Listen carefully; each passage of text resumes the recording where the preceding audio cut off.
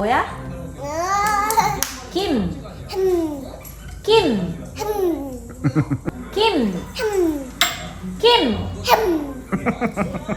안녕하세요. 여러분 혹시 자폐 경계선, 유사 자폐, 미디어 증후군, 감각 처리 장애라는 진단을 들어보셨나요?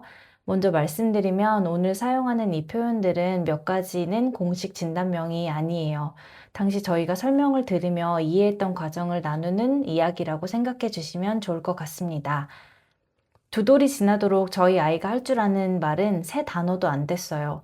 낯선 장소나 낯선 사람을 만나면 몇 시간씩 울 정도로 예민한 아이였고요.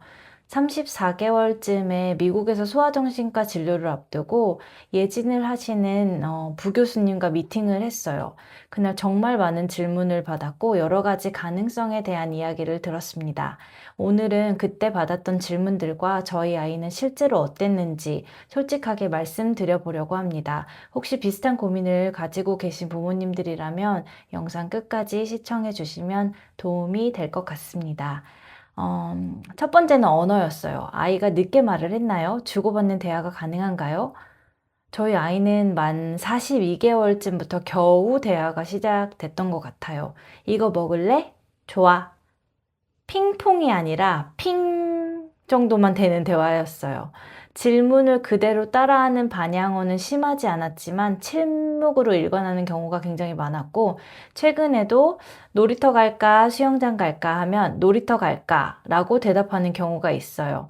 놀이터 갈래 라고 말하면 더 자연스러울 텐데 아직은 이런 부분들을 계속해서 배워가는 중입니다. 다음은 사회성이었는데요. 이름을 부르면 쳐다보나요? 이 질문이 당시 저를 가장 무너지게 했던 질문이었어요. 어, 병원에서 하는 호명 반응이라고도 불리는 영역인데요.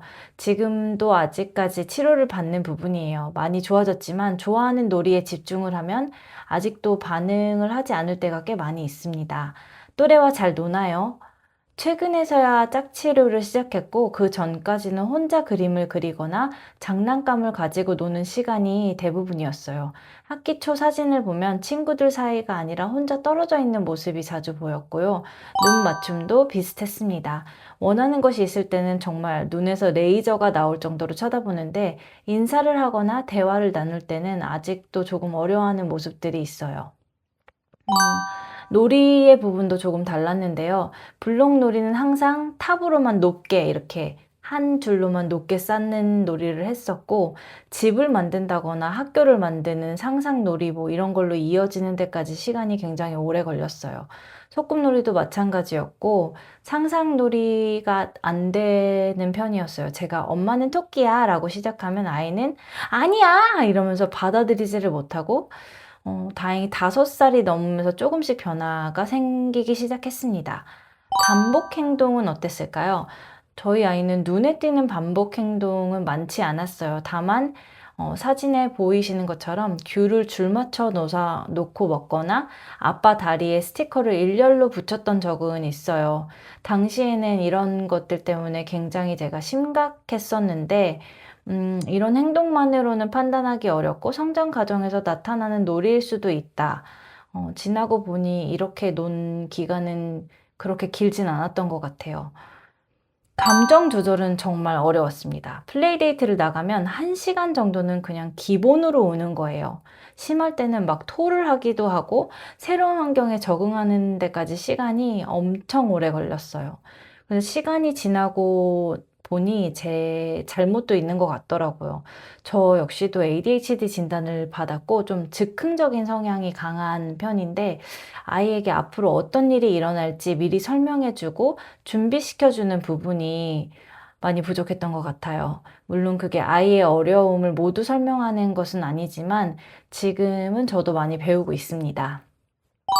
대근육 발달도 조금 느렸는데요. 저희 아이는 14개월 말 15개월 정도에 걸었어요. 처음 걸을 때도 많이 울었던 기억이 나요. 에너지는 정말 넘치는데 율동처럼 다른 사람의 행동을 보고 따라하는 활동은 아직도 어려워하고 있어요.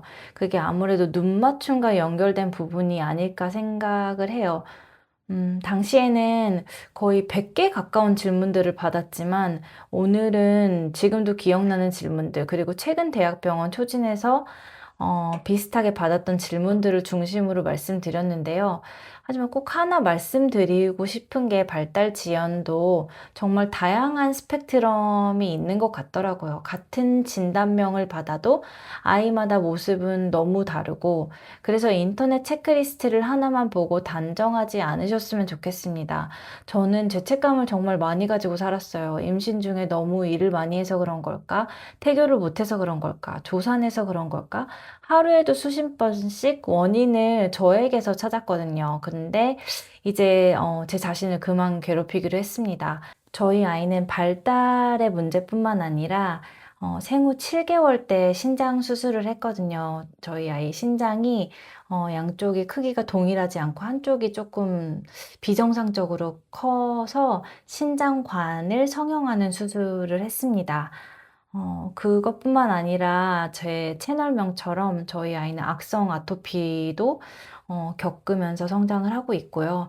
얼마 전에는 신장 재수술 여부를 가지고 해기학 검사를 받았는데 아이의 몸에 오줌줄을 꽂고 아이의 몸에서 물이 어떻게 순환이 되는지를 검사를 하는 거예요. 그게 신장의 기능을 검사하는 거라고 하더라고요. 아이에게 수면 마취를 하고 아이가 이제 잠들었지만 아이를 묶어서 아이가 검사실로 들어갔는데요. 그때 한 가지 생각밖에 안 들더라고요. 음, 발달 지연이고 나발이고 그냥 엄마 옆에서 너는 숨만 잘 쉬고 웃기만 해줘. 뭐 오줌 새면 어때? 평생 기저귀 차면 어때? 이런 생각이 제가 들었는데요. 그 순간 제가 깨달은 게 부모에게는 진단명보다 아이가 건강하게 살아있는 하루가 더 소중하다는 거였어요. 그래서 제가 오늘 꼭 말씀을 드리고 싶은 건 발달 지연의 원인을 부모의 탓으로 돌리지 않으셨으면 좋겠습니다. 물론 유전적인 영향은 있을 수 있어요. 하지만 부모의 잘못을 찾는 시간보다 아이를 도와줄 방법을 찾는 거, 어떻게 도와줄지를 모색하는 거, 그게 훨씬 더 중요하다고 생각을 해요. 오늘 영상을 보시면서, 우리 아이랑 비슷한데? 하는 생각이 드셨다면, 혼자 끙끙 앓고 걱정하지 마시고, 하루라도 빨리 소아정신과나 발달 전문의와 상담을 받아보셨으면 좋겠습니다. 아이의 뇌는 어릴수록 새로운 것을 배우고 적응하는 힘이 정말 큰 것 같더라고요. 저도 유명한 교수님을 기다리는 1년 반 시간 동안 지푸라기라도 잡는 심정으로 정말 여러 치료를 병행을 했어요. 주위에서 유난이라는 말도 많이 들었고, 기구까지 강행을 했으니까요. 지금은 가족 모두가 저의 그 선택을 존중해 주고 있습니다. 제가 특별해서가 아니라 내 아이를 가장 잘 아는 사람은 엄마잖아요. 저희 아이는 지금 이 순간도 성장을 하고 있어요. 느리고 아직도 갈 길은 멉니다. 하지만 저희 집은 저희 아이로 인해서 웃음이 정말 많아졌어요. 작은 변화에도 함께 기뻐하고 작은 성장에도 너무 감사하고 또 무너지는 날들도 있지만 엄마가 강해져야 되지 않겠습니까? 발달 지연 아이를 키우고 계신 모든 부모님들 진심으로 응원하고 다음 영상에서는 저희 아이가 실제로 받았던 치료들과 치료를 선택했던 기준도 기회가 된다면 솔직하게 공유를 해보겠습니다.